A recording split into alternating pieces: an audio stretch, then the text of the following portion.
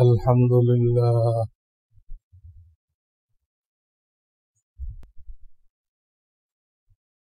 الحمد لله وكفى وسلام على عباده الذين اصطفى أما بعد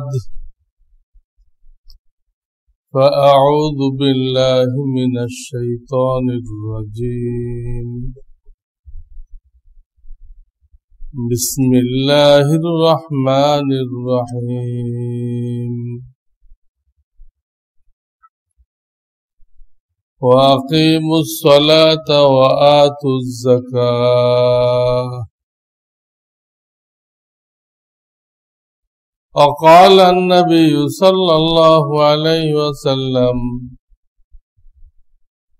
بني الإسلام على خمس شهادة أن لا إله إلا الله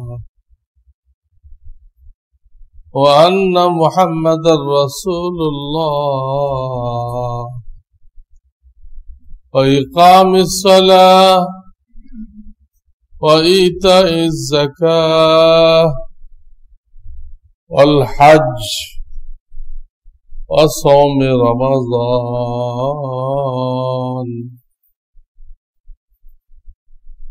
أو كما قال عليه الصلاة والسلام बुजुर्गान मोहतरम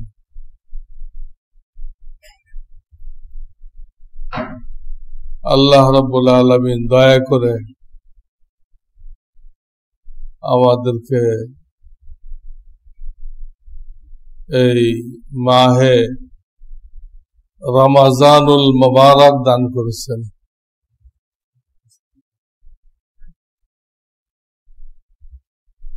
খুব সতর্ক থাকতে হবে একটা বিষয়, সেটা হলো আমাদের দ্বারা আল্লাহর নাফরমানি প্রকাশ না পায়, আল্লাহর গুনাহ প্রকাশ না পায়, বিশেষ করে ইচ্ছা করে। খুব জরুরি। এটা হলো রোজার রূহ।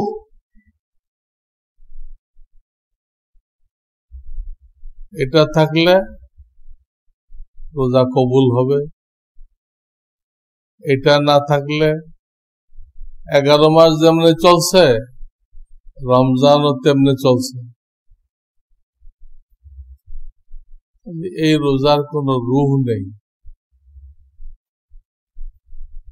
এই রোজা সম্পর্কে এক হাদিসে আসছে, কাম মিন সাইমিন লাইসা লাহু মিন সিয়ামিহি ইল্লাল জু'। বহুত রোজাদার থাকবে তো তারা রোজা রেখে ক্ষুধা আর পিপাসায় কষ্ট করা ছাড়া তাদের আর কোনো লাভ হবে না।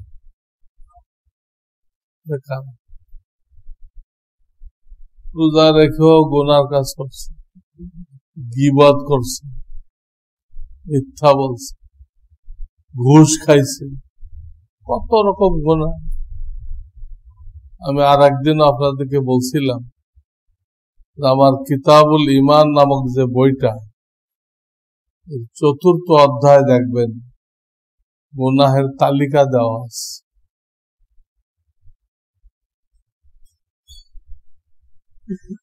পড়লে বুঝে আসবে শরিয়াতে গুনাহ কি কি। আর যখন এলেম আসবে, এলেম আমলকে দাওয়াত দেয়, এলেম আমলকে দাওয়াত দেয়, তখন আপনার দিলের মধ্যে ওইগুলো বর্জন করার একটা চাহিদা সৃষ্টি হবে। এইটা গুনাহ কবিরা, আর একটা গুনাহ কবিরার মধ্যে এই শক্তি আছে যে মানুষকে দোজখে নিয়ে যেতে পারে। একটা গুনাহ মানুষকে দোজখে নিতে পারে।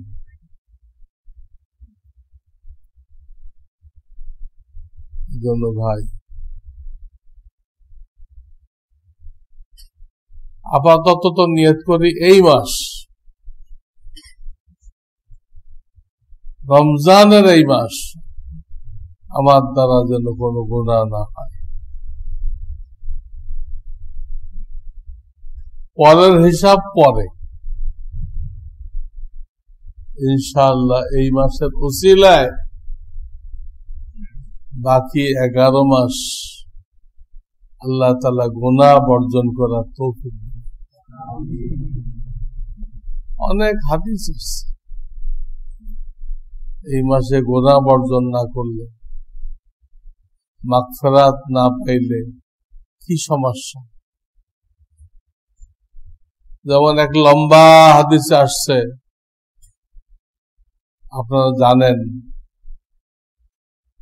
নবীজি সাল্লাল্লাহু আলাইহি ওয়াসাল্লাম মেম্বারের এক এক তাকে পাও রাখতেছিলেন, আমিন বলতেছিলেন। ওই দিন মজলিস শেষে সাহাবায়ে কেরাম জিজ্ঞাসা করলেন, ইয়া রাসূলুল্লাহ,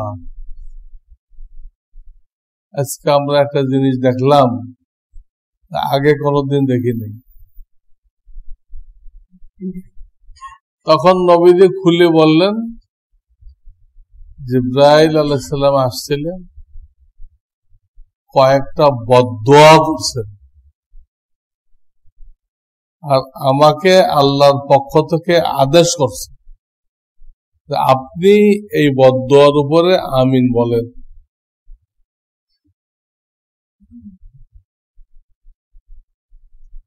জিবরাইল আমিন ফেরেশতাদের সর্দার, তিনি বদদোয়া করতেছেন, আর নবীদের সর্দার মুহাম্মদ রাসূলুল্লাহ সাল্লাল্লাহু আলাইহি ওয়াসাল্লাম তিনি আমিন বলতেছেন।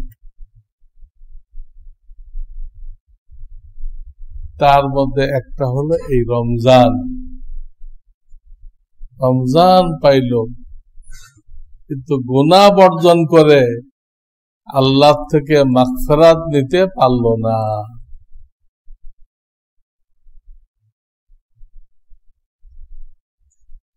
এটা আমার বলার উদ্দেশ্য। যদি ওই হাদিসে আরো আছে, 3 বার কইছেন না, যে ব্যক্তি বাপ মা দুজনকে পাইল বা একজনকে পাইল কিন্তু তার সেবা করে জান্নাত অর্জন করতে পারল না, সে এই বদ্ধ। ইসলামে বৃদ্ধ আশ্রমের কথা শুনি আমরা বিদেশে, এখন তো আমাদের দেশেও শুরু হয়েছে। এটার কোনো সুযোগ নেই, ইসলামে এটার কোনো সুযোগ নেই। বাপ মায়ের এই অবস্থাটা জান্নাত অর্জন করার সবচেয়ে সহজ রাস্তা। সে সময় কেউ বৃদ্ধ আশ্রমে রেখে আসে, এর মতো হতভাগা আর কে আছে?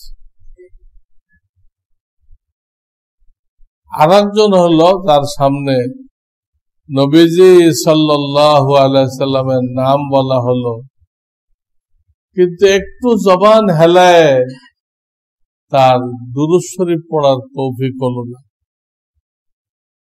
আল্লাহ এই 3 গুনাহ থেকে আমাদেরকে মাফ করুন। বড় ফজিলত মাস। এই মাস সম্পর্কে বলা হয়েছে শয়তানকে বন্দী করে রাখা হয়,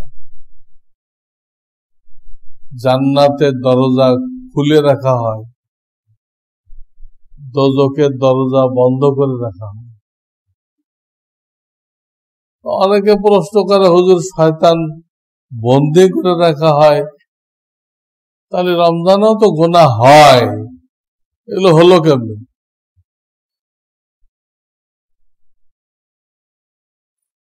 তো কিতাবে এর উত্তর দিছে শয়তানকে বন্দী করা হয়, ঠিক আছে, শয়তানের গুরু তো বন্দী করা হয়নি। শয়তানের গুরুকে নফস, শয়তানকে ধোঁকা দিয়ে ইবলিসকে বানাইছিল। ওনাকে আর একটা শয়তান ছিল? হ্যাঁ, ছিল না, নফস। তো সে নফস আর বন্দী করা হয় নাই, আমাদের সবার সাথে আছে, ওটার কারণে গোনা করতেছে। আরেক জবাব দেওয়া হয়েছে, ওই যে আগের থেকে যে বদভ্যাস হয়ে গেছে, ওই অভ্যাসগত কারণে গোনা এখনো কি আছে, অভ্যাস। অভ্যাসের কারণে মানুষ গুনাহ করে। দেখেন না, অনেক মানুষ একদম বুড়া খুনখুনি হয়ে গেছে, গাল টাল সব ভেঙে গেছে, আর দাড়ি শেভ করা সম্ভবপর না। গালই নেই, কোন জায়গায় শেভ করবে? তখনও কষ্ট মষ্ট করে সে গাল আবিষ্কার করে ওখানে শেভ করতেছে। কি হয়? শুধু অভ্যাসের। এই মানুষ বিড়ি সিগারেট খায়, মাকরু তাহরিমা, পাশের ভাইয়ের যে কি কষ্টটা হয় সে বোঝেন, অভ্যাসের কারণে। নেশা না, অভ্যাস। শরীয়তে নেশা বলে যেটা দিমাগ নষ্ট করে দেয়। যেটা মদ খাইলে মাথা ঠিক থাকে, ওটার নাম নেশা। তো পাবলিকে নেশা আর অভ্যাস এই দুটো শব্দের মধ্যে পার্থক্য করতে পারে না। যেটা অভ্যাস হয়ে গেছে তার, ওটাকে কি বলে? এই লোকটা পান খাওয়ার নেশা হয়ে গেছে। পান খাওয়ার নেশা হয় কেমনে? পান খাইলে কারো দিমাগ নষ্ট হয়ে যায়, মারে তালাক দেয়। শুনছে পান খেয়ে মারে তালাক দিছে, আর বউরে তো প্রত্যেক দিন দেয়।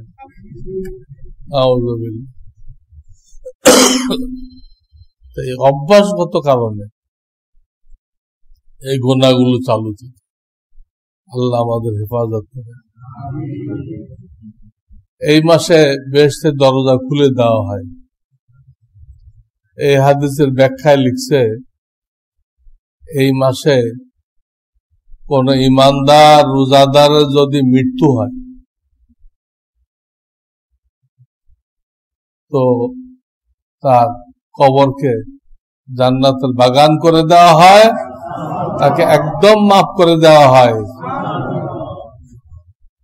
আর একবার আল্লাহ যাকে মাফ করবেন, দ্বিতীয়বার শাস্তি দিবেন না। এই না যে এখন রমজানে মরছিল বলে মাফ পাইছে, হাসরের ময়দানে উঠে আবার ডান্ডা খাইছে,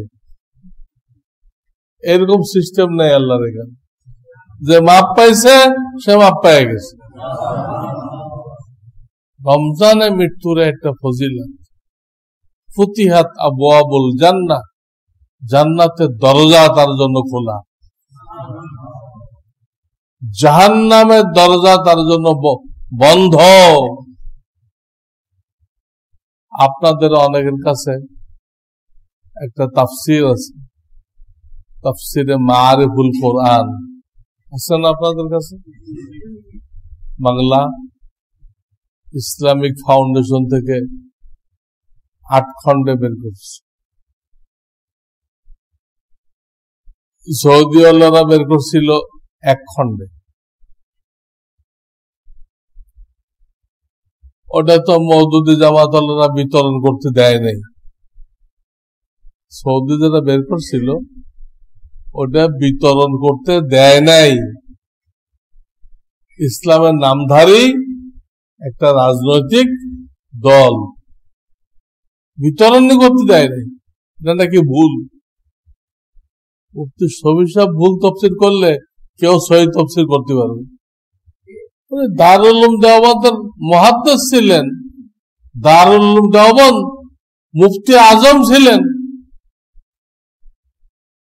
গ্রান্ড মুফতি ছিলেন, মাওলানা আশরাফ আলী থানবীর খলিফা ছিলেন, উনি ভুল তফসির করছেন, আর তুমি মওদুদি তুমি সহি তফসির করছো। এরা শক্তি খাটায় এগুলো জনগণের মধ্যে বিতরণ করতে দেয় নাই। এখনো সৌদি দূতাবাসে এগুলো পড়ে আছে।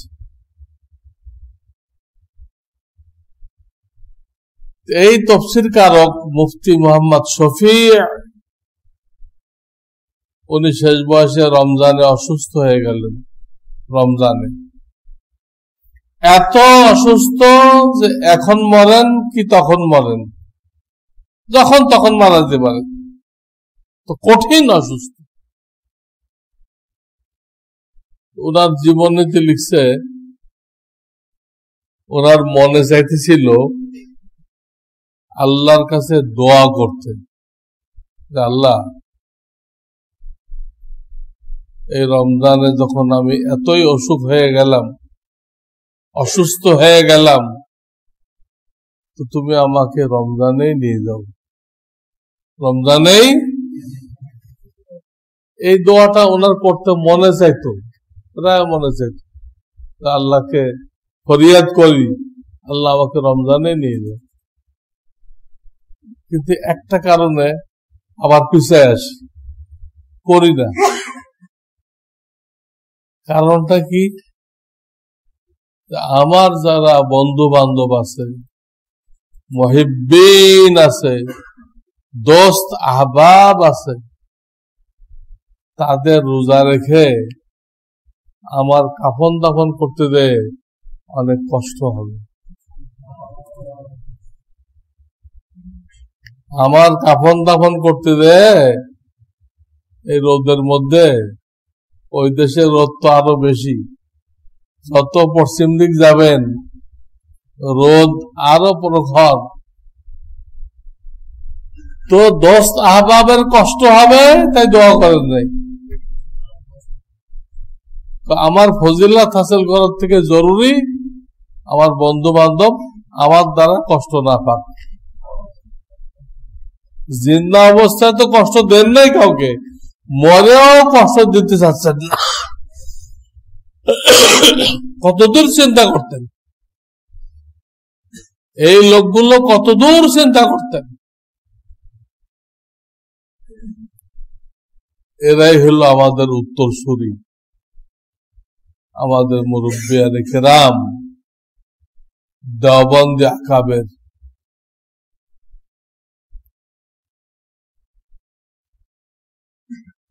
আজকে কিছু ছোকরা আলেমদের কারণে ওলামাদের অনেক বদনাম হইতেছে। এগুলো দেখে আপনারা মন খারাপ করবেন না। খারাপের মধ্যে ভালো আছে, ভালোর মধ্যে খারাপ আছে, খারাপের মধ্যে কি আছে? ভালো আছে, আবার ভালোর মধ্যে খারাপ আছে। সাহাবায়ে কেরামের মধ্যে মুনাফিক ছিল না? রাসূলের দরবারে ডেলি বসতেছে মুনাফিক। বাদশাহ আকবরের দরবারে যে নবরত্ন ছিল, বড় বড় আলেম, পুরা কোরআনে তফসিল লিখছে, কোন নুক্তাওয়ালা অক্ষর ব্যবহার করে নাই। অথচ নুক্তা ছাড়া অক্ষর মাত্র কয়েকটা, বেশিরভাগ অক্ষরে কি আছে? এই কয়েকটা অক্ষর দিয়ে পুরা কোরআন শরীফের তফসির করতে পারা কি পরিমাণ দক্ষতা লাগে, কি পরিমাণ যোগ্যতা লাগে। অথচ এরা পরে বেঈমান হয়ে গেছে। বাদশাহ আকবরও বেঈমান হয়ে গেছে, আর বাদশাহ আকবরকে বেঈমান করছে এরা।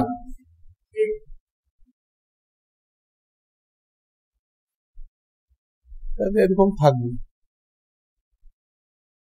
এটা একটা আমাদের পরীক্ষা, যেগুলো দেখে কারা কারা দিন ছেড়ে দেয়, নামাজ রোজা ছেড়ে দেয়, হুজুররা এগুলো করে, আমাদের নামাজ পড়ে লাভ কি? পরীক্ষা, পরীক্ষা। ওই যে বলতেছিলাম শয়তান বাইন্ধে রাখা হয়, তাহলে গোনা হয় কেন? তার তো দুটা জবাব দিছি, একটা হলো নফস আছে, আর হলো বদ অভ্যাস। ওখানে আর একটা জবাব রয়ে গেছে, মানব রূপী শয়তান, এদের তো বন্দী করা হয়নি, ওরা করায়। মিনাল জিন্নাতি, শয়তান জিনের থেকে হয়, মানুষের থেকে হয়। জিন্নাতি মানে জিন, নাস মানে মানুষ। তারাই এই সমস্ত উলামায়ে সু, যারা পয়সার জন্য এমন কাজ নেই যা তারা করতে পারে না, সবকিছু করতে পারে। আবার লেবাস লাগাইছে, ওলামাদের লেবাস, লেবাস লাগাইছে ওলামাদের লেবাস। হাদিসে আসছে ওলামাদের মতো কথা বলবে, কিন্তু তাদেরকে আল্লাহ যারা করতে বলছে ওটা তারা করবে না, আল্লাহ যারা নিষেধ করছে ওইটাই তারা করবে। মিশকাত শরীফ দেখেন, আমি হাদিস খুলে আপনাদেরকে দেখাই দিই। সেখানে আছে এই নামধারী উলামাদের সাথে যারা হাতের দ্বারা জিহাদ করবে তারাও মুমিন, যারা জবানের দ্বারা জিহাদ করবে তারাও মুমিন, যারা কলবের দ্বারা জিহাদ করবে তারাও মুমিন। কিন্তু এই তিনটার বাইরে সরিষার দানা বরাবর ইমানও নেই। এই টাইপের ওলামায়ে সু, অসৎ আলেম ও পীর।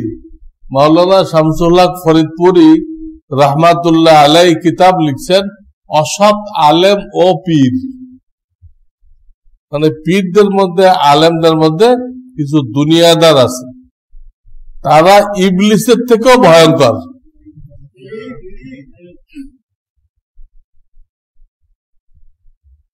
উনি এই কিতাবে তাদের পরিচয় দিচ্ছেন, আপনারা পড়ে নেবেন বাংলাতে, অসৎ আলেম ও পীর। যাত্রার কথা শোনা যাবে না, যাত্রার মজলিসে বসা যাবে না। কোন ভণ্ড পীর, ওলামারা বলতেছে ভণ্ড, আপনি সেখানে যাবেন না। অনেকে যায়, দেখে আসি কিরকম ভণ্ড, যে ওর জালে আটকায় দেয়। ওরা এইরকম জাদু জানে, এইরকম জাদু জানে ওরা, ওদের দরবারে যে একবার যাবে সে আর ফিরে আসতে পারবে না। এমনকি কিতাবে লিখছে তাদের সাথে বহাস করতে, তর্ক করতে যাওয়া নিষেধ, যে আপনার এই কাজগুলো ভণ্ডামি, এগুলো ছাড়েন, এগুলো বলতে দেওয়া নিষেধ। এটা বলতে গেলেও সে ও দলে পড়তে পারে। এর অনেক ঘটনা আছে, ঘটনা বলতে গেলেও সময় লাগবে। বহাস করতে গেছিল, ও দলে হয়ে গেছে। আল্লাহ আমাদেরকে হেফাজত করে।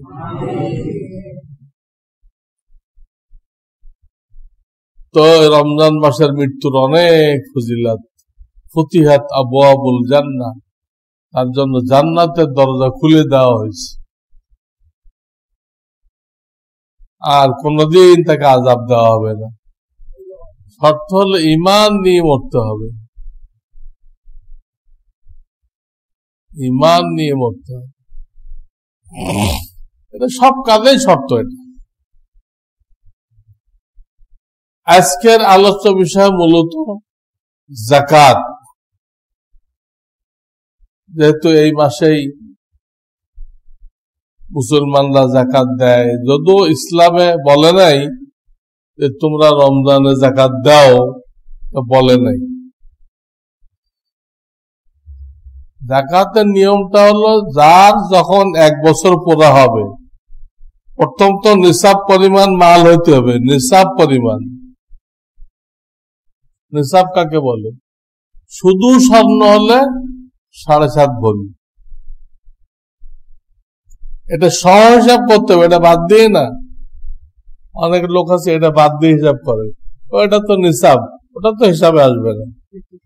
কত রকম লোক যে পাবে আল্লাহ জমিন। শুধু স্বর্ণ হলে এটা।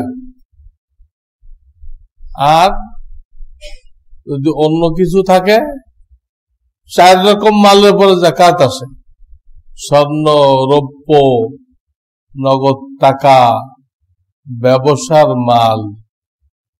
ব্যবসার স্বর্ণ নেই, ওই 3টা কিছু কিছু আছে। তখন মাসআলা হলো ওই 3টার দাম মিলে দেখবেন 52.5 তোলা রূপার দাম হয় কিনা। এখন রূপার দাম একটু বেশি, অন্য বছরের তুলনায় একটু বেশি। এজন্য এবছর আমরা হিসাব করছি 52.5 তোলা রূপার দাম 50,000 টাকা। গত বছর ছিল 40,000 টাকা, এবছর 50,000 টাকা। কাজে কিছু নগদ টাকা আছে, কিছু ব্যবসার মাল আছে, কিছু রূপা আছে, স্বর্ণ নেই। স্বর্ণ যদি কিছু থাকে অসুবিধা নেই, কিন্তু সবগুলো অল্প অল্প। তখন কিন্তু স্বর্ণের সাথে মিলাইবেন না, 7.5 ভরির সাথে মিলাইবেন না। কার সাথে মিলাইবেন? রূপার সাথে মিলাইবেন। স্বর্ণ আবার বিভিন্ন ক্যারিয়াট আছে, 22 ক্যারিয়াট কি কি আছে না, 21 ক্যারিয়াট। এইগুলো বেচতে গেলে কি দাম হবে? ওরা খাট বাদ দিবে। খাট থাকে না, খাট, এটা বাদ দিবে। এই খাট বাদ দিয়ে বাকিটা ধরবে, ধরে দাম বের করবে। বেচা দাম, কিনছিলেন তো অনেক দাম দিয়ে, ওই অনেক দামের উপরে জাকাত আসবে না, বেচা দামের উপরে। আজকে যদি বেচেন কি দাম আসবে? এইভাবে নিসাব হয়। প্রথম যখন নিসাব হয় তখন জাকাত দেওয়া ফরজ হয় না, জাকাত দেওয়া ফরজ হয় না। নিসাবের মালিক হলো আল্লাহ। 1 বছর ওয়েট করবেন, তার এই টাকাটা বিশেষ কোন প্রয়োজনে খরচ হয় কিনা। 1 বছর ওয়েট করবেন। আল্লাহ দয়া দেখেন, আল্লাহর মায়া দেখেন, নিসাব পরিমাণ মাল হয়ে গেছে, তাও জাকাত দিতে করতেছে না। ওয়েট করো, কোন কাজে লাগতে পারে, বিশেষ কাজে খরচ হয়ে গেল। হজের জন্য টাকা জমা করছেন, বাড়ি করার জন্য টাকা জমা করছেন, মেয়ে বিয়ে দেওয়ার জন্য টাকা জমা করছেন, ওটা তো কয়েকদিন পরে খরচ হয়ে যাবে, বছর শেষে তো থাকবে না, তো জাকাত তো লাগবে না। মাঝখানে খরচ হয়ে গেলে জাকাত লাগবে না। 1 বছর ওয়েট করো। 1 বছর যখন হবে, আরবি 1 বছর, ইংরেজি না, আরবি 1 বছরের মাথায় 355 দিনের মাথায় যদি মালটা বাকি থাকে নিসাব পরিমাণ, তখন আপনার উপরে জাকাত আদায় করা ফরজ। আদায় করা, আদায় না করা হারাম, কবিরা গুনাহ, এবং সেই লোকটা ফাসেক হয়ে গেল। আদায় না করলে। আর আল্লাহ না করুক কেউ যদি অস্বীকার করে, যেমন মিস্টার কারুন অস্বীকার করছিল, যাকাত অস্বীকার করছিল, মুসা আলাইহিস সালাম বলল আল্লাহ তোমাকে ইহসান করছে, তুমি আল্লাহর গরিব বান্দাদের উপরে ইহসান করো। কারণ বলল আল্লাহ কখন ইহসান করলো? এইগুলো তো আমি টেকনিক করে হাসিল করছি, ব্যবসা করে টেকনিক করে, আল্লাহ কখন দিল? গাধা বুঝলো না আমার ব্রেনটা ঠিক রাখছে কে? আমার হাত পাও ঠিক রাখছে কে? আমার হায়াত দিচ্ছে কে? আমার খাওয়ান দিচ্ছে কে? তুমি কোত্থেকে রইলা? তুমি এগুলো অর্জন করছো, বেয়াকুফ। দিল। এই অস্বীকার যে করবে সে কাফের। সে কি?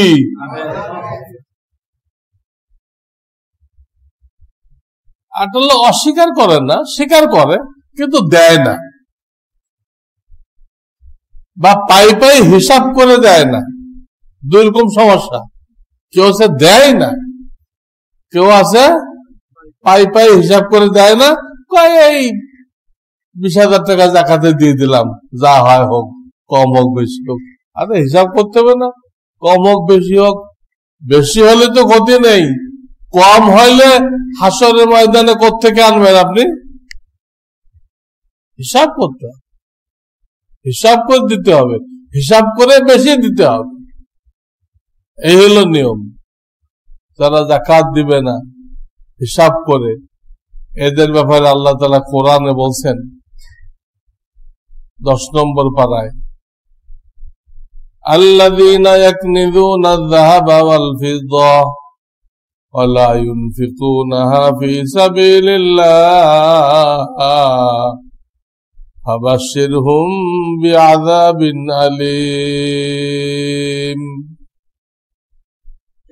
যারা স্বর্ণ, চাঁদি, চাঁদি মানে রূপা, মাল সম্পদ জমা রাখে এবং তার যাকাত দেয় না, যাকাত দেয়। যাকাতটা কি? বাজার থেকে মাপ দিয়ে মুরগি কিনলেন, নাড়ি বুড়ি ফেলবেন না? কোন বেকুব কি বলবে যে এটা সহত মাপ দিছে, তাহলে ফেলবো কেন? তো খাও, পায়খানা সহ খাও, দুনিয়াতে পাওয়া যাবে কাউকে? মুরগি কিনলে যেমন নাড়ি বুড়ি ফেলতে হয়, আপনার মালকে পাক করতে হলে যাকাত দিতে হবে, তার আগে পাক হবে না, না পাক খাইবেন। যাকাত শব্দের অর্থ কি? পাক করা, আর এক অর্থ বৃদ্ধি করা। যাকাত দ্বারা আল্লাহ মাল বাড়ায় দেয়, যাকাত দ্বারা আল্লাহ মাল হেফাজত করে, যাকাত দ্বারা আপনার দিলকে কৃপণতা থেকে পাক করবেন, যাকাত দ্বারা বাকি মালগুলো হালাল হয়ে গেল।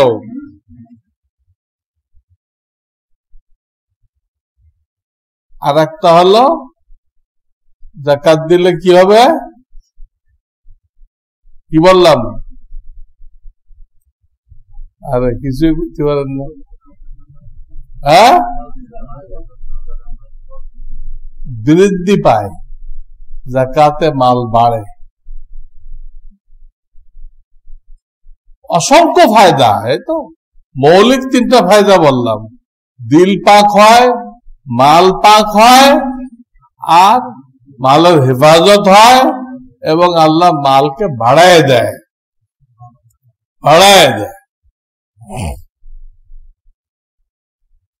তো এই জন্য এই আয়াতে বলতেছে তারা যাকাত দেয় না, মাল জমা করে রাখে, ফাবাশশিরহুম বিআযাবিন আলীম, তাদেরকে কঠিন আযাবের সুসংবাদ শোনায় দাও। আপনারা আশ্চর্য হবেন, আযাবের আবার সুসংবাদ হয় নাকি? হ্যাঁ, কিন্তু আল্লাহ এই শব্দটাই ব্যবহার করছেন ওদেরকে মজাক করার জন্য। তুমি এটার মধ্যে কামিয়াবি মনে করছো, এটার মধ্যেই তোমার ধ্বংস। মূলত এখানে সুসংবাদ খাটে না, কিন্তু ওই লোকগুলোকে মজাক করার জন্য আল্লাহ এই শব্দ ব্যবহার করছেন।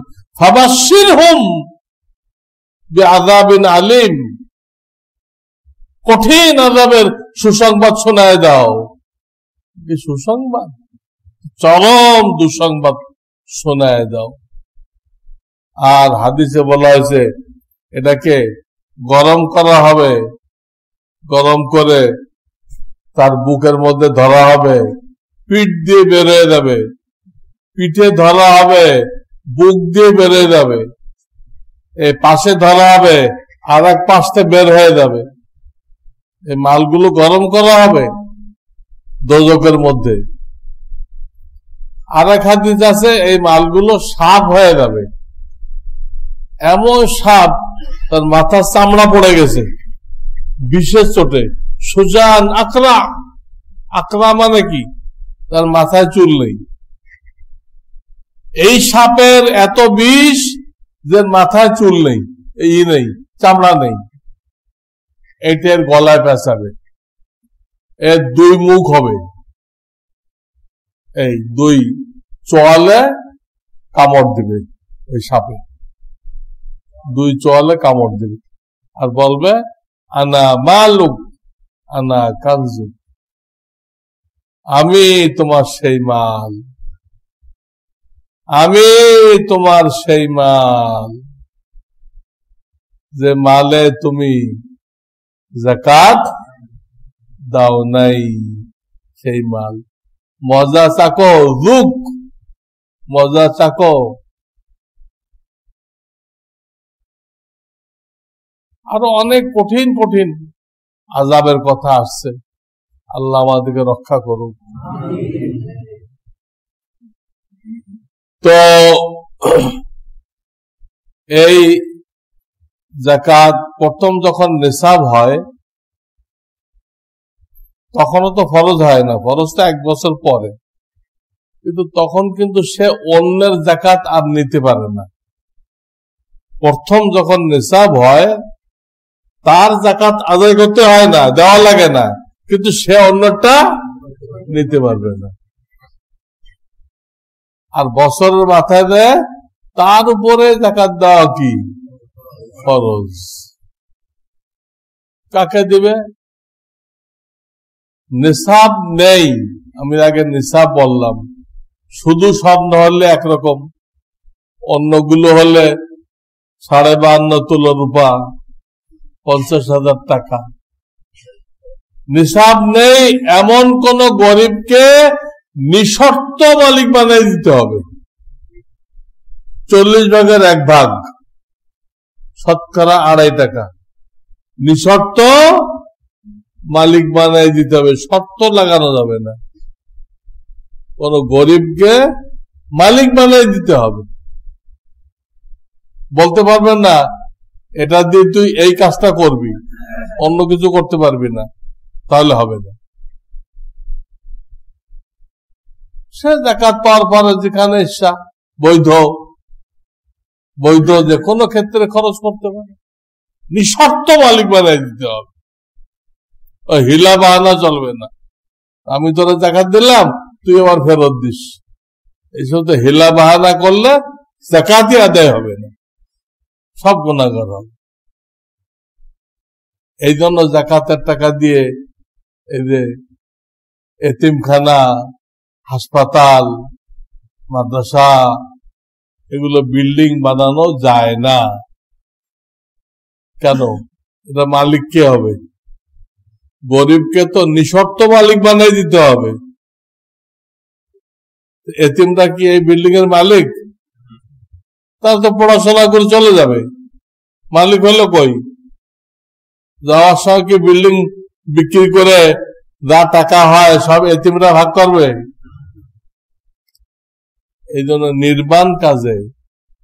নির্মাণ কাজে যাকাতের টাকা ব্যয় করা যায় না। আর কোথায় খরচ করা যায় না? ব্লাড কানেকশন যেখানে আছে, ব্লাড কানেকশন, উপরে সিঁড়ি নিচে সিঁড়ি, উপরে সিঁড়িকে বাপ মা, দাদা দাদি, নানা নানি, এদেরকে দেওয়া যায় না। নিচে সিঁড়ি কি? আপনার ছেলে মেয়ে, তাদের আওলাদ, সন্তানাদি, এরা হলো সরাসরি ব্লাড কানেকশন। এদেরকে দিলে যাকাত আদায় হবে না, হাদিয়া হয়ে যাবে। হাদিয়া সব পাবেন, সব পাবেন, যাকাত হবে না। বুঝেন ভালো করে, সব এক জিনিস আর যাকাত আর এক জিনিস, যাকাত আদায় হবে না। হ্যাঁ, আপনার চাচাকে দেন, চাচার সাথে আপনার ব্লাড কানেকশন নেই, আপনার জন্মের কোনো সম্পর্ক নেই। আপনার আপন ভাইকে দেন, আপনার মামাকে দেন, আত্মীয় স্বজনকে দেন। মূল যে ব্লাড কানেকশন, যাদের থেকে আপনি আসছেন, আপনার থেকে যারা আসছে, ব্লাড কানেকশন মানে এই দুটা, যাদের থেকে আপনি আসছেন, আপনার থেকে যারা আসছে, এদের দেওয়া যাবে না। অন্য আত্মীয়দের দেওয়া যাবে। শ্বশুর মেয়ের জামাইকে দিতে পারবে, মেয়ের জামাই শ্বশুরকে দিতে পারবে। দেখেন, আপনি আপনার মেয়ের জামাতাকে দিতে পারবেন, কিন্তু মেয়েকে দিতে পারবেন না। মেয়েকে দিলে আদায় হবে না, মেয়ের জামাতাকে দিলে আদায় হবে। আপনার যাকাতের মাল আপনি খাইতে পারবেন কিনা? যাকে যাকাত দিচ্ছেন তার মেয়ের বিয়ে হইতেছে, ওই আপনার যাকাতের টাকা দিয়ে আপনাকেও দাওয়াত দিছে, আপনি খাইয়ে আসলেন, তাহলে কি বলা হবে যে আপনি যাকাত খাইয়ে আসছেন? আপনার যাকাত আপনি খাইয়ে আসছেন, বলা হবে? বলা হবে না। ওকে যখন দিয়ে দিলেন তো যাকাত খতম হয়ে গেল, আর যাকাত নেই, ওটা ফেরেশ মাল। ওর হাতে যাওয়ার সাথে সাথে কি হয়ে যায়? আপনার কাছে যখন ছিল তাহলে মালের ময়লা, গরিবের কাছে যখন গেছে ওটা ছাকনি হয়ে ফ্রেশ মাল হয়ে গেছে। যদি আপনাকে দাওয়াত দেয় আপনি খাইতে পারবেন। কোন ধনীকে দেওয়া যাবে না যার কাছে নিসাব পরিমাণ মাল আছে। ধনীর নাবালেগ সন্তানকে দেওয়া যাবে না, নাবালেগ সন্তান। বালেগ সন্তানকে দেওয়া যাবে, ধনীর নাবালেগ সন্তানকে দেওয়া যাবে না। বালেগ 15 বছর বয়স হয়ে গেছে, ওর তোর মাল নেই, ওর বাপের আছে, ওর তো নেই, ওর মালিকানা ভিন্ন, ওর বাপের মালিকানা ভিন্ন, বাপ মরে গেলে পাবে। নাবালেগ সন্তানকে দিতে পারবেন।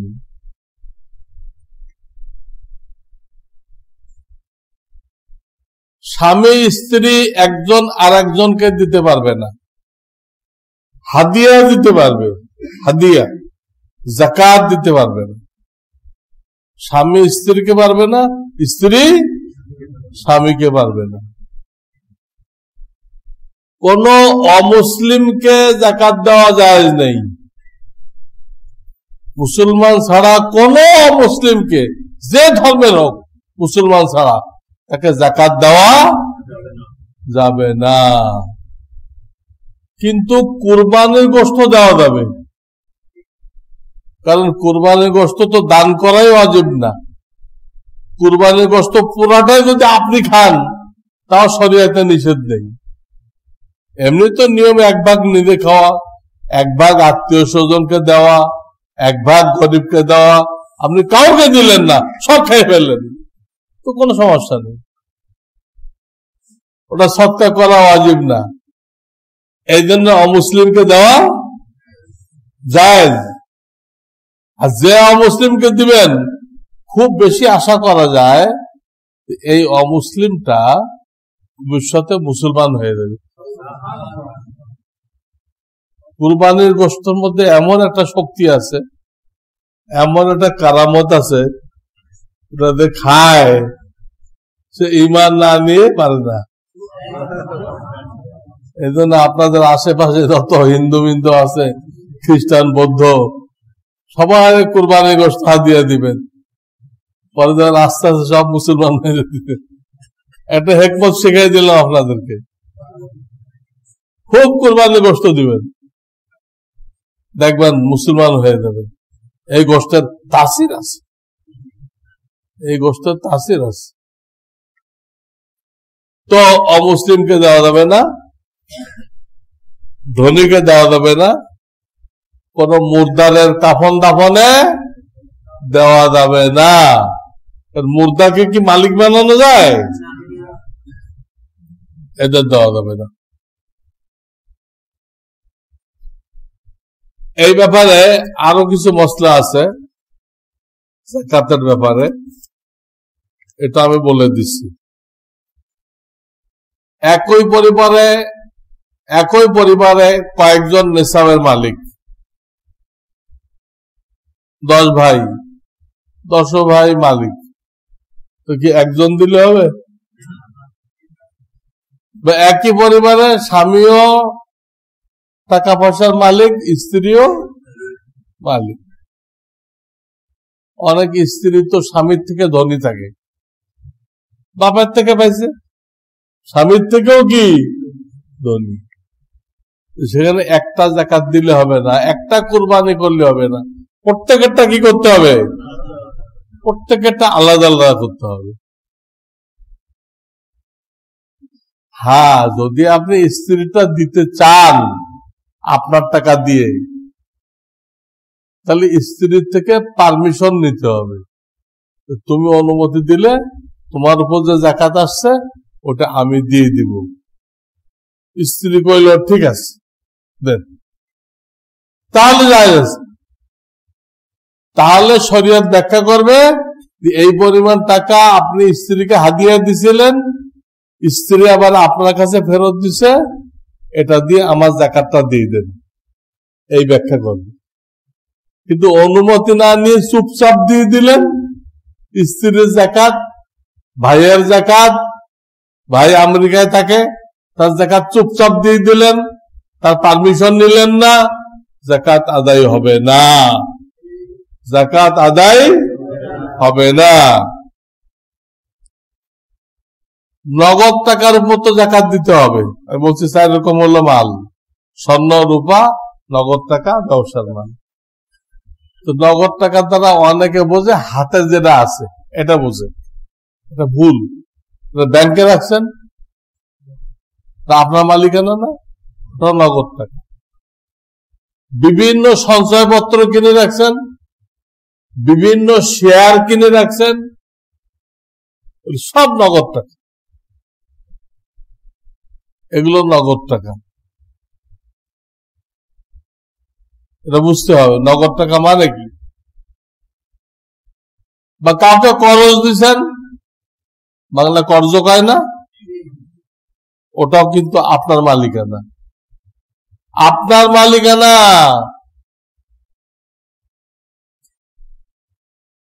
যখন বাসা ছেড়ে দেবেন ওটা তো আর এক মশলা।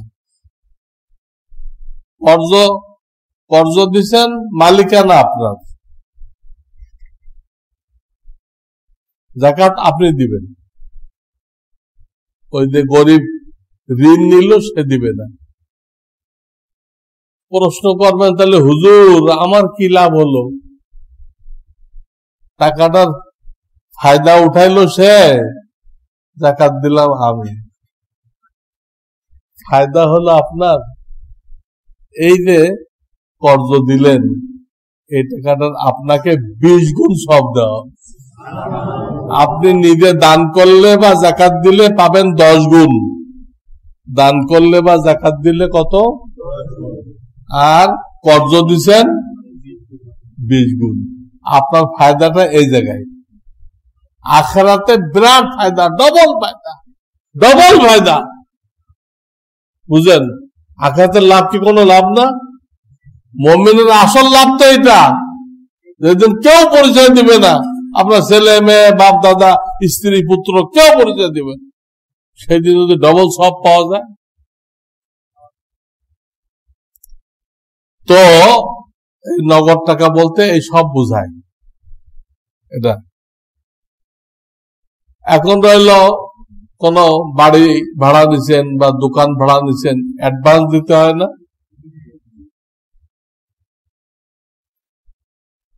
এই অ্যাডভান্স 2 প্রকার, একটা হলো কাটা যাবে না, ওই অবস্থায় থাকবে, আরটা হলো অল্প অল্প করে প্রত্যেক মাসে ভাড়ার সাথে কাটা যাবে। যদি ভাড়ার সাথে কিছু কিছু কাটা যায়, তাহলে আপনি বাড়িওয়ালা, যাকাত আপনার উপরে, আপনি বাড়িওয়ালা, যাকাত আপনার উপরে। যদি কাটা না যায়, তাহলে ওই টাকার মালিক, শুধু টাকাটা আপনার হাতে, কিন্তু মালিক কে?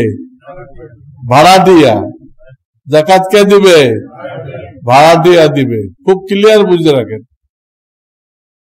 আমার পক্ষ থেকে কোনো ভুল প্রচার করবেন না, আগে ভালো করে বুঝবেন, একবার না বুঝলে আবার জিজ্ঞাসা করবেন।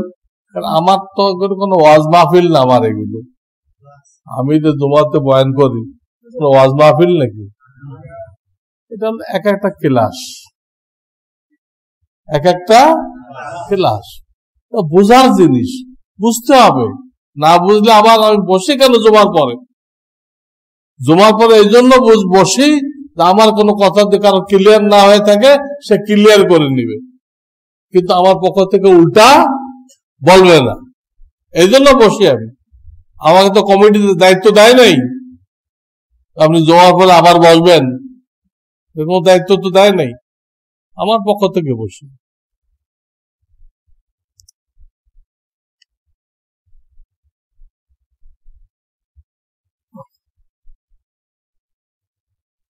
একজনের কাছে আপনি টাকা পান, সে দিতে পারতেছে না, অনেক গরিব।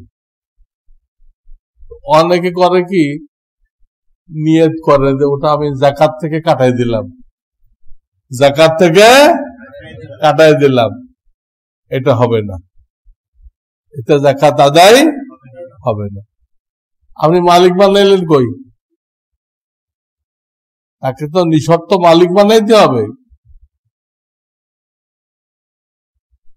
কর্জ দিচ্ছেন, ওটা তো মালিক বানাও না। কর্জ মানে কি? তুমি ফেরত দিবা আমাকে।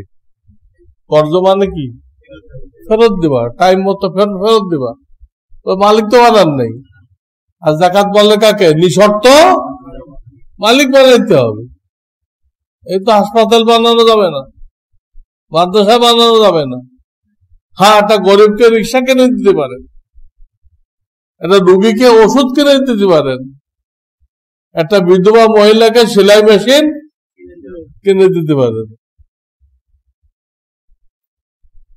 তো এই যে করজ দিলেন, এটা যাকাত থেকে কাটাই দেওয়া যাবে না। তাহলে কি করতে হবে? যখন দেখতেছেন যে আসলে সে পারতেছে না, ওকে টাকায় আনেন, আইনে ওকে যাকাত দেন। টাকায় এনে কি করেন? যাকাত দেন। তাহলে যাকাতের নিঃশর্ত মালিক হয়ে গেল। এখন তাকে বলেন, তোমার কাছে টাকা না থাকায় তুমি আমার ঋণটা দিতে পারো নাই, এখন তো তোমার কাছে কি হয়ে গেছে? টাকা হয়ে গেছে, এইবার দয়া করে আমার টাকাটা দাও। এইবার আপনার ঋণটা উসুল করে নেন, বুঝছেন? এবার ঋণটা উসুল করেন, না দিলে হাতে থেকে কেড়ে নেন। তুই টাকার অভাবে দিতে পারো না, এখন তো টাকার অভাব নেই, এখন দিচ্ছ না কেন? কোনো অসুবিধা নেই, কিন্তু জাকাত থেকে কেটে দিলে হবে না, জাকাত আগে দিতে হবে, তারপর উসুল করতে হবে। এই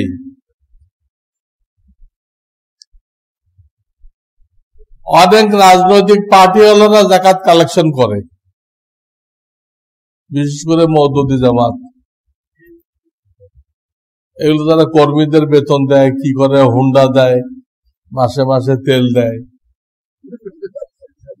এগুলো একটাও জাকাত আদায় হবে না। রাজনৈতিক কর্মী, এদের নাম দেওয়া হয়েছে পলিটিক্যাল ওয়ার্কার। আজকাল যে কত রকম ওয়ার্কার বেরোয়েছে, আপনারা শুনলে আশ্চর্য হয়ে যাবেন। 16 দিন সারাদিন স্লোগান দিচ্ছে, এটা একটা ওয়ার্কার। আরো ডেঞ্জারাস কথা, একটা ওয়ার্কার বেরোয়েছে, ওদের নাম হলো সেক্স ওয়ার্কার। এটা অনেকে ওয়ার্কার, নাউজুবিল্লাহ। এটা বাংলা করলাম না। তো রাজনৈতিক দলকে জাকাত দেওয়া যাবে না। মাদ্রাসার বিল্ডিং তৈরির জন্য তো জাকাত দেওয়া যাবে না, কিন্তু মাদ্রাসায় যে গরিব এতিমরা পড়ে তাদের জন্য দেওয়া যাবে কিনা? আত্মীয় স্বজনকে তো দিতেই হবে, আত্মীয় স্বজনকে। আর এরা হলো মেহমানের রসুল, এদেরকেও দিতে হবে। এক হাদিস আসছে, বিভিন্ন এলাকার থেকে ছেলে পেলে আসবে এলেম শিখতে, আমি উম্মতকে ওসিয়ত করে যেতেছি তোমরা তাদের দেখাশোনা করো। রসুল তার মেহমানকে দেখাশোনা করতে বলছে, আপনি অন্য টাকা তো দিবেন না। আমাদের দেশের লোক জাকাত দেওয়া হয়ে গেলে আর টাকা দেয় না, তারপর দেয় যদি চান তো সে এমন ভাবে কাকুতি মিনতি করে, হুজুর যদি কোনো ব্যবস্থা থাকতো আমি আপনাকে ফেরাইতাম না। তার মানে জাকাত দেওয়ার পরে আর কোন টাকা দেওয়া কবিরা গুনাহ, অথচ ওইটা হলো বেশি সব। জাকাত তো দিতেই হবে, ওটা তো বাধ্যতামূলক। এখন যেটা দিবেন এটা বাধ্যতামূলক না, এটা সব তো অনেক গুণ বেশি। এটা তো আপনি দিবেন না, দিলে ভালো ছিল। তো জাকাতটা দেন, অন্তত জাকাত দেন। আত্মীয় স্বজনকে দিলে একটা সব, দানের সব, আর এই মেহমান রসুলকে দিলে দুটা সব। একটা হলো জাকাত আদায় হয়ে গেল, আর একটা হলো কোরআনকে আল্লাহর জমিনে প্রতিষ্ঠা করার জন্য আপনি সদকায়ে জারিয়া করলেন। এদের ওসিলায় কোরআন আল্লাহর জমিনে প্রতিষ্ঠা হবে। এরা যায় মাদ্রাসা করবে, এরা যায় কত লোককে পড়াইবে সারা জীবন ধরে। আমি 45 বছর পড়াইতেছি, আমি ঠিক মনে নেই 22-23 বছরে লালবাগ মাদ্রাসা শিক্ষক হয়েছে। লালবাগ, তখন লালবাগের যৌবন ছিল, এখন তো লালবাগ বুড়া হয়ে গেছে। লালবাগ এখন বুড়া হয়ে গেছে, বুঝছেন, এখনো বাচ্চা দেয় না। আমি যখন পড়াইছি বা পড়ছি তখন যৌবন ছিল।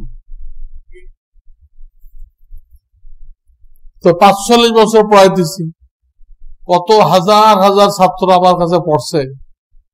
শুধু বাংলাদেশ না, আলহামদুলিল্লাহ যত দেশে আমি গেছি সব দেশে আমার ছাত্র পাইছি। আমার ছাত্র আমার আগেই পৌঁছে গেছে, এক একজন এক কাজ নিয়ে আছে। তো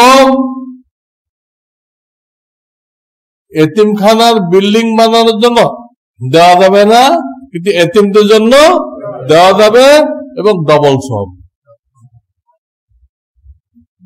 জাকাতের সব, সদকা জারিয়া সব অবশ্যই দিতে হবে। যেহেতু আল্লাহ রসুল বলছে এরা আমার রসুল, এরা আসবে বিভিন্ন এলাকা থেকে, তোমরা কিন্তু এদের দিকে খেয়াল রেখো, এরা যেন কোনো কষ্ট না পায়। হাজিদেরকে বলা হয় আল্লাহর মেহমান, তালেব ইলমকে বলা হয় রসুলের মেহমান। এরা কষ্ট পাইলে হাসরের ময়দানে মুখ দেখানো যাবে না। তাদের এদের খাওয়ান আছে কিনা আসে মাঝে মধ্যে জিজ্ঞাসা করবেন, লিল্লা বোর্ডিং এর পজিশন কি, চাউল টাউল ঠিক মতো আছে কিনা। এক বুজুর্গ স্বপ্ন দেখছে এবছর 20 লাখ লোক হজ করছে, কারোর হজ কবুল হয় নাই, অমুক একটা লোকের হজ কবুল হয়েছে। এই স্বপ্ন দেখছে। এই লোকটা অনেক সফর করে তার বাড়িতে গেছে, ভাই আপনি কি আমল করছেন, কারোর হজ কবুল হলো না, আপনারটা কবুল হয়েছে। বললো ভাই আমি তো তেমন কিছু করি নাই, আমি ফরজ নামাজ পড়ি, হালাল কারবার করি, তেমন কিছু করি নাই। তো ঘটনাই ঘটছে, আমি নফল হজের জন্য কিছু টাকা রাখছিলাম, নফল হজের জন্য, নফল। এর মধ্যে একদিন আমার বিবি কি কারণের জন্য গোশত খাওয়ার জন্য পাগল হয়ে গেছে, আমাকে গোশত খাওয়ানো। কারণ আমি গভীর রাত্রে, এত রাত্রে গোশত কোথায় পাই, বিবিও নাছর বান্দা, আমার গোশত খাওয়াইতে হবে। আমি গভীর রাত্রে বের হয়েছে রাস্তা দিয়ে, যাইতে যাইতে যাইতে যাইতে একখান থেকে গোশতের ঘ্রাণ আসতেছে, গোশত পাকাইতে দিতে ঘ্রাণ আসতেছে। আমি গেলাম, যাই বললাম ভাই আমার অল্প একটু গোশত দেন।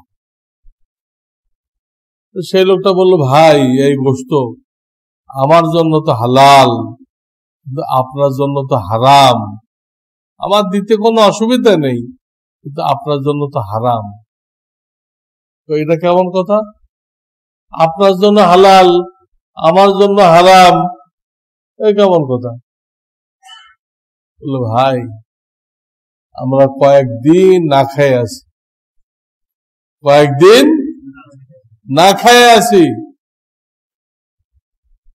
কোন উপায় অন্তর পাইলাম না, কারোর থেকে সাহায্য পাইলাম না।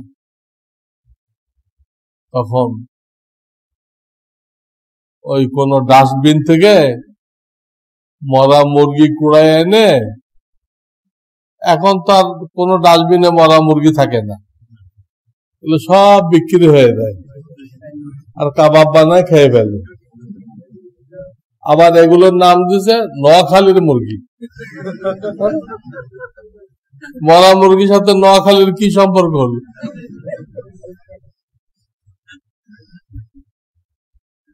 উনি ডাস্টবিন থেকে পড়ে আনছেন, ওটা পাক করতেছে। আমরা যেহেতু কয়েকদিন না খাওয়া আমাদের জান বাঁচানোর জন্য, আমাদের জন্য জায়েজ। এই জানটা আল্লাহর দেওয়া আমানত, এটাকে হেফাজত করতে হবে, এটা নষ্ট হতে দেওয়া যাবে না, আমাদের কাছে আমানত, তাই আমরা এটা খাইতেছি। আপনার তো এরকম কোনো সমস্যা নেই, আপনার জন্য হারাম। তো বেচারা সোজা বাড়ি চলে আসছে, আসে নফল হজের জন্য যা টাকা জমা করছিল সব নিয়ে ওই লোকরা দিয়ে আসছে, আপনি এই খায়েন না, হারাম খায়েন না, আমি আপনার জন্য কিছু সাহায্য করতেছি, হাদিয়া দিচ্ছি, আপনি হালাল কিছু কিনে আনেন। ওই লোকটা বললো ভাই আমি তো হজেই যাই নাই। এই বুজুর্গ বলল তুমি তো যাও নাই, কিন্তু আমাকে স্বপ্ন দেখানো হয়েছে যে এবছর কারোর হজ কবুল হয় নাই, শুধু তোমার হজটা কবুল হয়েছে। যায় নাই, কিন্তু হজ কি হয়ে গেছে, কবুল হয়ে গেছে। আল্লাহু আকবার। আমরা অনেক সময় গরিব মানুষের কাছে মানি অর্ডার করে বা বিকাশের মাধ্যমে, বিকাশ, রকেট, কি কি আছে না, নগদ বেরোছে না, এগুলোর মাধ্যমে টাকা পাঠাই। টাকা পাঠাইতে একটা খরচা লাগে না? কে দিবে? গরিব দিবে না আপনি দিবেন? আপনাকে দিতে হবে। যে খরচাটা লাগবে ওটা আপনাকে দিতে হবে, গরিব দিবে না। যদি শুধু মূল টাকাটা পাঠাইতেন আর ওইখান থেকে তার টাকা কাটা যায়, অতটুক যাকাত আদায় হলো না। 5,000 টাকা পাঠাইছেন আর বাড়তি দেন নেই, 5,000 টাকা তুলতে তো তার 100 টাকা গেছে গা, তাহলে আপনার 5,000 টাকার যাকাত হয় নাই, 4,900 টাকার যাকাত হচ্ছে। এই জন্য ওই বাড়তি খরচটা আপনি পকেট থেকে দিবেন, মনে রাখবেন।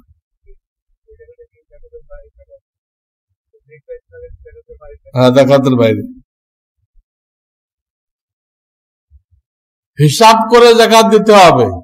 যে মালামাল আছে এর দাম ধরতে হবে, দাম ধরে হিসাব করে দিতে হবে। এখন কি দাম ধরবেন, কি দাম ধরবেন?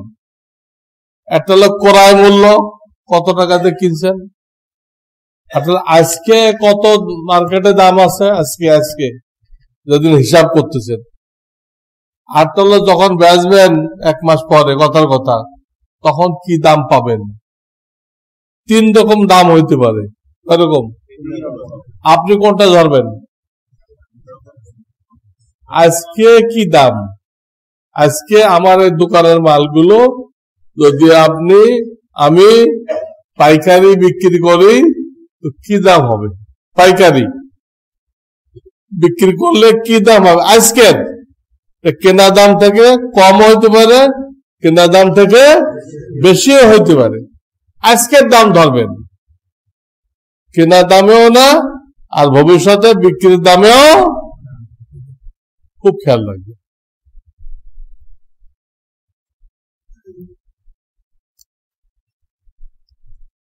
শিল্প ঋণ, ঋণ নিয়ে মানুষ মিল ফ্যাক্টরি করে না, একে বলে শিল্প ঋণ।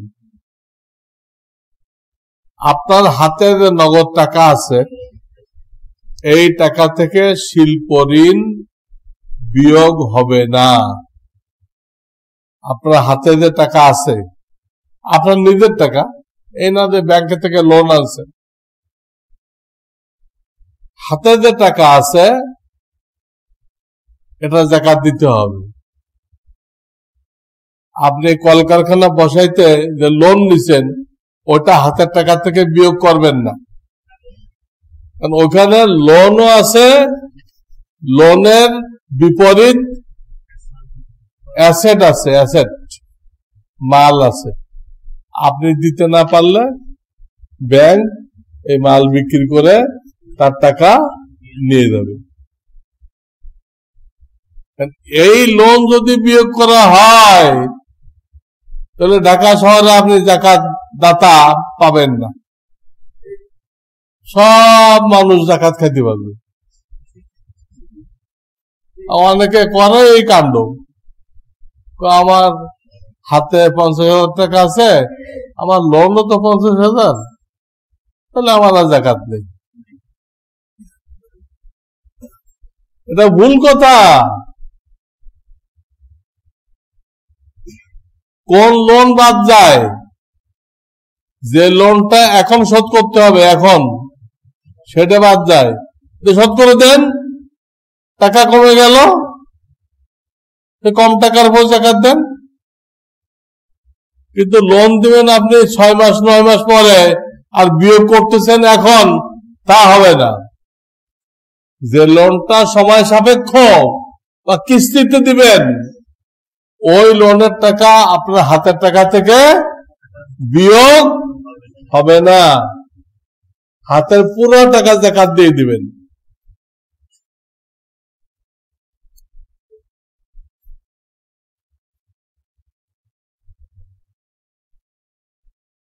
ব্যবহৃত মালে যাকাত আসে না। আপনি একটা গাড়ি ব্যবহার করেন, এর কোনো যাকাত নেই। একটা বাড়ি ব্যবহার করেন, যাকাত নেই। একটা জমিন ব্যবহার করেন, চাষাবাদ করেন, যাকাত নেই। কিন্তু এগুলোর ব্যবসা করলে, আপনি গাড়ি বিদেশ থেকে আনেন আর মার্কেটে বিক্রি করেন, ওই গাড়িতে কি আছে? যাকাত আছে। আপনি জমিন প্লট বানায় হাউজিং ব্যবসা করতেছেন, আপনার এই জমিনটা ব্যবসার মাল, এর যাকাত দিতে হবে। আমার কথা ক্লিয়ার হচ্ছে? যারা ব্যবহার করেন তার যাকাত নেই, আর যারা ব্যবসা করতেছেন ওটার কি আছে? একটা জিনিস আছে ব্যবহার করলেও যাকাত দিতে হয়, সেটা হলো মহিলাদের অলংকার। সে ব্যবহার করতেছে কিন্তু যাকাত দিতে হবে। অলংকার কিন্তু কি করতে হবে? যাকাত দিতে হবে। দুটো মহিলা আসলো, তাদের হাতে চুড়ি পরা ছিল। মহিলাদের হাতে চুড়ি থাকতে হবে, ইসলামী শরিয়ত, যাতে তাদের দেখলেই বোঝা যায় এটা মহিলা, এটা পুরুষ না, এর থেকে পর্দা করতে হবে। তাদের হাতে মেহেদি থাকতে হবে, এটাই শরিয়ত। নবীজি জিজ্ঞেস করলেন, তোমরা কি চুড়ির যাকাত দাও? বলল, জি হুজুর, আমরা যাকাত দিই। খুব ভালো কথা, যদি যাকাত না দাও সেটা জাহান্নামের চুড়ি হবে। এটা জাহান্নামের চুড়ি। এই কাজে অলংকারে যাকাত দিতে হবে। সর্বশেষ একটা কথা, সারা বছর গরিব আত্মীয় স্বজন লোকজন আসতে থাকে, সারা বছর আসে, তাদেরকে কিছু না দিয়ে পারা যায় না, দিতে হয়। তাহলে এটা কিসের থেকে যাবে? কি ধরা হবে? এটা আপনি অ্যাডভান্স যাকাত ধরেন। দান ধরলে তো নিষেধ নেই, দান করতে পারেন, অথবা কি ধরেন? অ্যাডভান্স যাকাত। হজ আর যাকাত অ্যাডভান্স করা যায়। হজ আর যাকাত অ্যাডভান্স করা যায়, আগে আগে করা যায়। হজ ফরজ হয় নাই, কিছু কর্জ মর্জ করে হজ করে আসলেন, ফরজ আদায় হয়ে গেছে। কিন্তু নামাজ আর রোজা অ্যাডভান্স করা যায় না। কিন্তু সারা বছর যে গরিবরা আসবে সব ওই অ্যাডভান্স যাকাত থেকে দিবেন, দিয়ে যখন বছর শেষে হিসাব করবেন তখন দেখেন আপনার কত টাকা যাকাত আসছে। দেখা গেল আপনার 20 লাখ টাকা যাকাত আসছে। কত? 20 লাখ। সারা বছর দিচ্ছেন, কত দিচ্ছেন?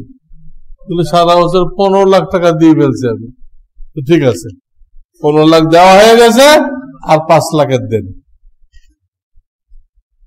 বছরের শেষে যাকাত দেওয়া ওয়াজিব, যাকাতটা ফরজ, কিন্তু বছর শেষ হলে সাথে সাথে দেওয়া ওয়াজিব।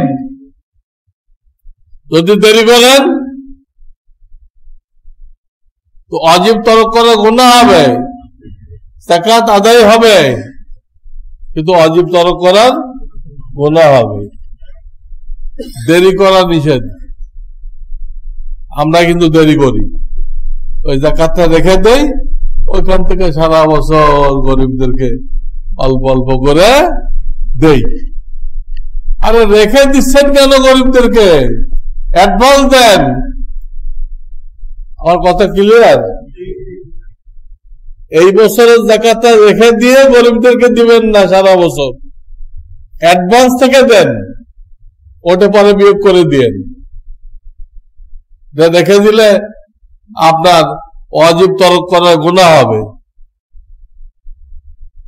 কেন আল্লাহ ওয়াজিব করছে? কেন আপনি যে রেখে দিলেন, যদি আপনার হায়াত না থাকে আর ছেলে পেলে জানবে না কিচ্ছু, আপনার যাকাতটা কে দিবে? রেখে দিলে হায়াত না থাকতে পারে, মাল না থাকতে পারে, বিরাট কোন রোগে পড়ে গেছেন, তাতে লাখ লাখ টাকা লেগে গেছে, যাকাতের টাকাও চলে গেছে। এই জন্য দেরি করা নিষেধ। হজ যে বছর ফরজ হবে ওই বছর যাইতে হবে, দেরি করা নিষেধ।